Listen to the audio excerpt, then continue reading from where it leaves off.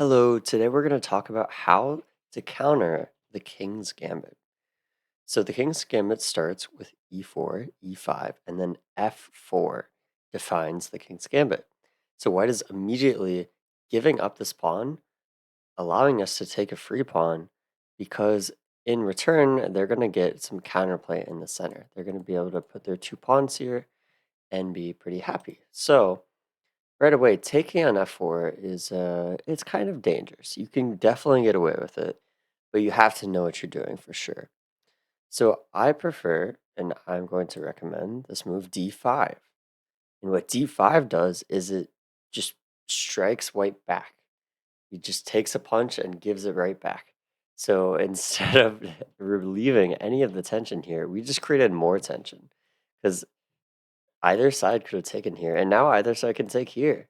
So a lot of tension going on already 2 moves into the game. So d5 makes it a really fun position. And after d5, white already has a lot of places they can mess up. So for example, here, f takes e5 is a huge mistake, like already losing mistake. Because after f takes e5, black has queen to h4 check. And this is going to be a big theme with the King's Gambit. When white moves this f pawn, they're opening up this diagonal towards their king. So queen h4 is very deadly, and the only way to block it is to play g3, and that doesn't help things because now there's this fork. And black is just completely winning here, winning a ton of material in the next few moves. So f takes e5 is bad. And also a move like knight to f3, trying to keep the status quo in the center, try not to do anything crazy, also isn't great because after d takes e4, knight takes e5, that knight's under attack, it has to move. We're just gonna keep harassing that knight. We play knight to d7, and if they trade, that's gonna favor us because at the end of the day, we have a pawn in the center, and white doesn't. So white's going to try to counter in the center by putting their own pawn there. And we just en passant. They move 2 squares, so we can en passant here. And they take back. We take on e5. And after all the dust settles, we can play this move, bishop to c5. And this is so important because this is stopping white from castling. And this is kind of the goal of the opening, is to get castled and stop your opponent from castling. So here we stop white from castling, and we're ready to potentially bring this knight out and castle within the next few moves. So knight to f3 is not anything scary. The real testing line here is to play e takes d5. This is the only real move you'll see with any serious King's Gambit player. But after this move, it gives us some options. But the most accurate way to play is just to take this pawn. So we did a really funky way of trading pawns, having both the pawns in the center like that. We just left 2 pawns hanging, so if either side took, the other side could take the other pawn. Real weird situation here, but this move does come with a threat, and that is queen to h4, because if we go back, the reason we didn't play queen h4 now is because white has this move g3, which blocks the check and harasses our queen, and we just didn't gain anything from this queen h4 move. g3 is probably a move that actually helps white. So queen h4 is no good. We actually take first because now this pawn is controlling the g3 square, and queen h4 is coming next. So white is more or less forced to play knight to f3, which covers this h4 square and stops our queen h4 idea. After this move, we're going to continue our development. We play knight to f6, and this knight does a good job of attacking this pawn on d5. It's important to note that we could have taken this pawn with the queen. This is possible, but after a move like knight c3, white gains some time kicking our queen around. So ideally, when we want to keep our queen out of the center unless white gives something in return. So after knight to f6, white has some options. We're going to look at 3 options here. c4, trying to hold on to this pawn. Bishop to b5 check, and bishop to c4. So first, let's look at c4. If white can hold on to this pawn, that looks like it would be pretty good. This is a very powerful pawn. But what we're going to do here is actually, again, strike back. This is kind of the theme of playing against the king's gambit. Instead of being passive and letting white have all the fun, we're going to be aggressive too. We're going to play the move c6. And what c6 does is it gives white this option of potentially taking on c6, which would improve our development. So if they took on c6, we would take back with the knight. But what this also does is just fight back in the center. If we could get this move in, bring our knight towards the center, we're going to be very happy.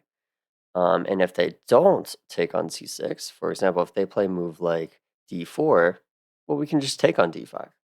And this is also a pretty good situation because at the start of this position, white has a great hold on the center. And we fought back with this move c6, and now we have a pawn in the center, and white's center isn't so uh, menacing. So this is kind of the goal, and white could take on f4. We're just going to give a check and castled. And as usual, if we can castle, we should be pretty happy here. The eval is slightly better for black here because white center is on the verge of falling apart.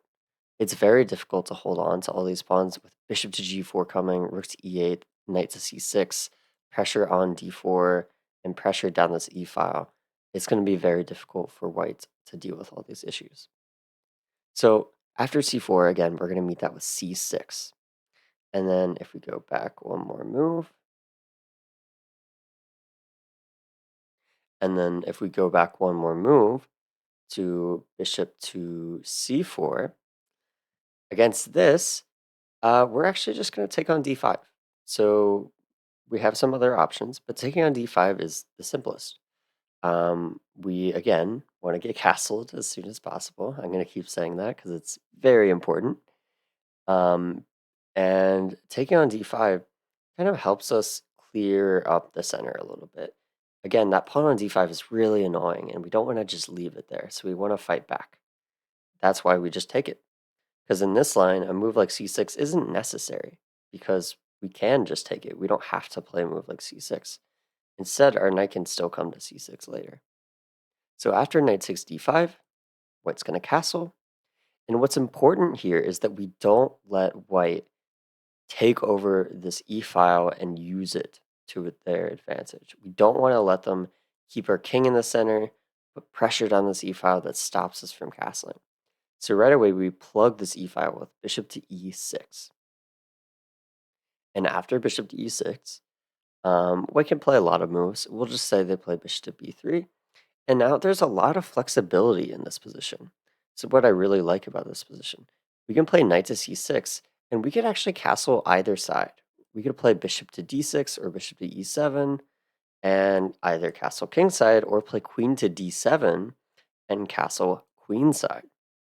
And both of these are very good, very fun options. And there's a lot to play for. Again, it's very aggressive. There's no sitting back and waiting. It's a lot more fun to play like this. So against bishop c4, we're just going to take on d5. That kind of relieves the tension in the center. And if we develop, we're going to be ready to castle and have a great position. So the last move we're going to look at is bishop to b5 check. So immediately puts our king in danger. We have to choose what to do. If we do something a little bit passive, like we bring our knight to d7, this may not be as good because white can castle very quickly and try to use this e-file again to keep our king in the center and cause some issues for us. So after bishop b5 check, again, we're not going to sit back and be passive. We're going to be aggressive, fight fire with fire, and play c6.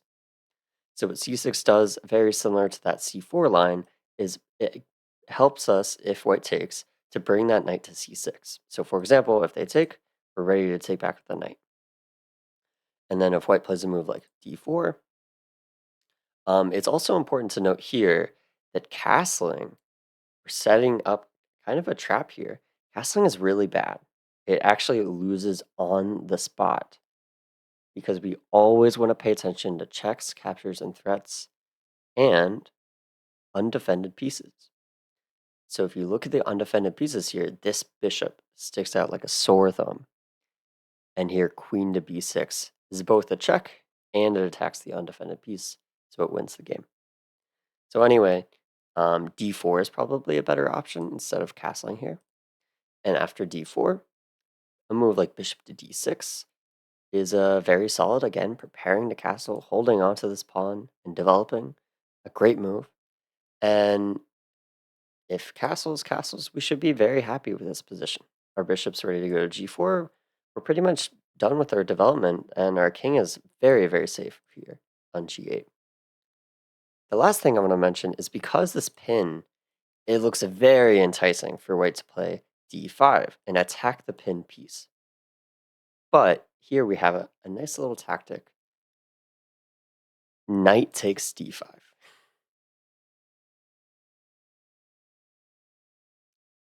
But here we have a nice little tactic. Knight takes d5 because it looks like the queen is protecting it. But if the queen takes, we have bishop to b4 check, a discovered check on the queen, and that's going to be game over. He's going to lose his queen and the game. So that was a quick overview of how to beat the King's Gambit with this counter gambit called the Falkbeer counter gambit with d5. Thanks for watching, and I'll see you in the next video.